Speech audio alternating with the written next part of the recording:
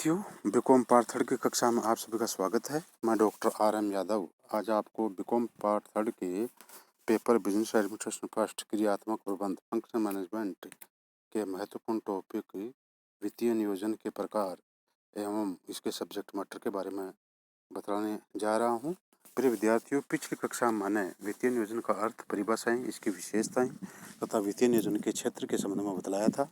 आज मैं आपको वित्तीय नियोजन के प्रकार और वित्तीय नियोजन की विषय वस्तु के संबंध में बतलाऊंगा। सभी विद्यार्थी ध्यान से सुने। पहले मैं वित्तीय नियोजन के प्रकार, टाइप्स ऑफ फाइनेंशियल प्लानिंग के संबंध में बताने जा रहा हूँ। ध्यान से सुने। प्रिय विद्यार्थियों, समय अवधि के आधार पर वित्तीय नियोजन 3 प्रकार का होता है: दीर्घकालीन वित्तीय नियोजन, मध्यकालीन वित्तीय नियोजन और अल्पकालीन वित्तीय नियोजन। Long term, mid term and short term financial planning. अब मैं प्रत्येक के बारे में डिटेल से बता रहा हूँ। प्रथम है दीर्घकालीन वित्तीय नियोजन, लॉन्ग टर्म फाइनेंशियल प्लानिंग। सामान्यतः 5 वर्षों से अधिक अवधि के लिए बनाए गए वित्तीय नियोजन को दीर्घकालीन नियोजन कहते हैं। ऐसा नियोजन प्राय दीर्घकालीन वित्तीय समस्याओं के निराकरण के लिए किया जाता है। ये उन नए संयंत्रों या परियोजनाओं की स्थापना के लिए किया जाता है जिनका गर्भकाल ही 4-5 वर्षों या अधिक अवधि का होता है। ऐसे संयंत्रों एवं परियोजनाओं का उत्पाद बाजार में आने में बहुत वर्ष लग जाते हैं। अतः ऐसा नियोजन विस्तृत सोच विचार के बाद ही किया जाता है। दीर्घकालीन वित्तीय नियोजन करते समय संस्था के दीर्घकालीन वित्तीय उद्देश्यों, पूंजीकरण की मात्रा, पूंजी संरचना, भावी विस्तार कार्यक्रम के लिए अतिरिक्त पूंजी की आवश्यकता एवं उसकी व्यवस्था, संपत्तियों की प्रतिस्थापना के समय वित्तीय व्यवस्था इत्यादि से संबंधित पहलुओं पर विचार कर उनका नियोजन किया जाता है। सेकंड, मध्यकालीन वित्तीय नियोजन, मिड टर्म फाइनेंशियल प्लानिंग।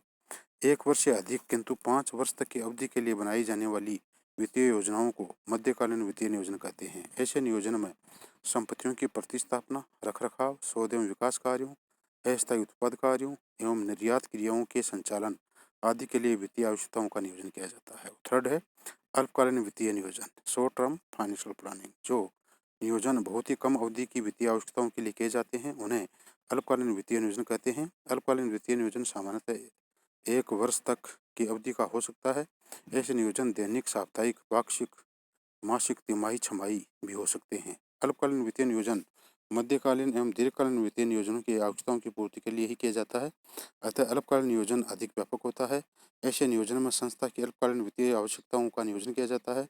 दूसरे शब्दों में ऐसे नियोजन में मूलतः कार्यशील पूंजी का ही नियोजन किया जाता है, जिसमें अल्पकाल में पूंजी के विभिन्न सोर्सेज का निर्धारण किया जाता है। इस हेतु विभिन्न प्रकार के बजट, नगद प्रवाह विवरण, अनुमानित लाभ हानि खाता आदि तैयार किए जाते हैं तथा उनकी सहायता से अल्पकालीन वित्तीय नियोजन किया जाता है। इस प्रकार ये 3 प्रकार, दीर्घकालीन वित्तीय नियोजन, मध्यकालीन वित्तीय नियोजन और अल्पकालीन वित्तीय नियोजन के प्रमुख प्रकार हैं। अब मैं आपको वित्तीय नियोजन की विषय वस्तु, subject matter of financial planning के संबंध में बताने जा रहा हूँ। ध्यान से सुने। एक व्यापक वित्तीय योजना में निम्नलिखित बातों, विषय वस्तुओं का समावेश किया जाता है। प्रथम है, इसमें भी 3 बातों का समावेश किया जाता है: पूर्व अनुमानित वित्तीय विवरण, प्रोजेक्टेड और फोरकास्टेड फाइनेंशियल स्टेटमेंट। सेकंड है विनियोग प्रस्ताव, इन्वेस्टमेंट प्रपोजल्स। और थर्ड है वित्तीय स्रोतों का निर्धारण, डिटर्मिनेशन ऑफ फाइनेंशियल रिसोर्सेज। प्रथम है पूर्व अनुमानित वित्तीय विवरण, प्रोजेक्टेड और फोरकास्टेड फाइनेंशियल स्टेटमेंट। वित्तीय नियोजन के लिए कुछ वित्तीय विवरण तैयार करने पड़ते हैं। इनमें स्थिति विवरण, नगद प्रवाह विवरण, कोष प्रवाह विवरण इत्यादि प्रमुख हैं। इनमें पूर्वानुमान लगाते समय पर्याप्त सावधानी बरतनी चाहिए ताकि यह भविष्य में सत्य सिद्ध हो सके। सेकंड है विनियोग प्रस्ताव, इन्वेस्टमेंट प्रपोजल। वित्तीय नियोजन के लिए पूंजी विनियोग के विभिन्न प्रस्ताव भी तैयार करने पड़ते हैं। ये प्रस्ताव प्रत्येक विभाग या कार्य के लिए पृथक पृथक तैयार किए जाते हैं।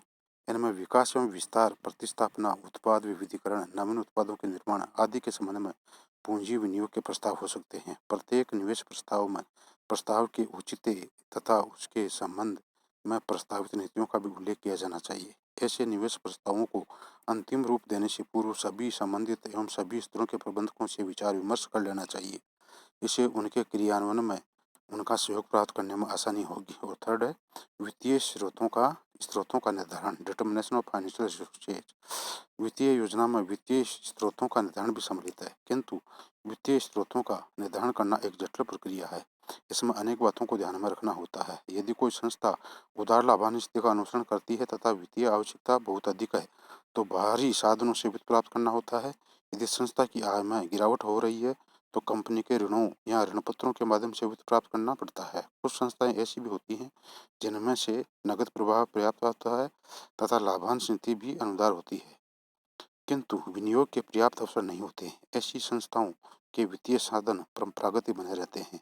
ये लाभों के पुनः विनियोजन करके ही अपनी अधिकांश वित्तीय आवश्यकताओं की पूर्ति कर लेते हैं। इस प्रकार वित्तीय नियोजन की विशेष सामग्री में 3 बातों को सम्मिलित किया जाता है, जो मैंने विस्तार से आपको बतलाया। पहली बात है पूरा अनुमानित वित्तीय विवरण, प्रोजेक्टेड और फोरकास्टेड फाइनेंशियल स्टेटमेंट। सेकंड है विनियोग प्रस्ताव, इन्वेस्टमेंट प्रपोजल्स। थर्ड है वित्तीय स्रोतों का निर्धारण, डिटर्मिनेशन ऑफ फाइनेंशियल रिसोर्सेज। मैंने तीनों के बारे में डिटेल से बताया। आप सभी ने आज के इस पीरियड में मेरे को ध्यान से सुना, इसके लिए बहुत बहुत धन्यवाद। कोई भी परेशानी हो नीचे लिंक पर आप डाल सकते हैं। धन्यवाद।